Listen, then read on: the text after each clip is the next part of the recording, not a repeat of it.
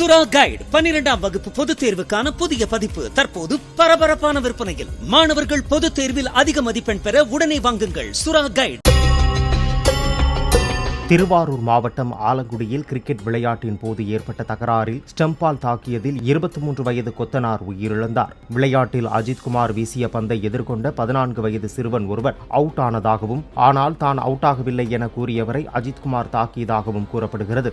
இதை அறிந்த சிறுவனின் 15 வயது அண்ணன் அஜித்குமாரை தாக்கியதில் அவர் உயிரிழந்ததாகவும், சிறுவனிடம் விசாரணை நடைபெற்று வருவதாகவும் போலீசார் தெரிவித்தனர்.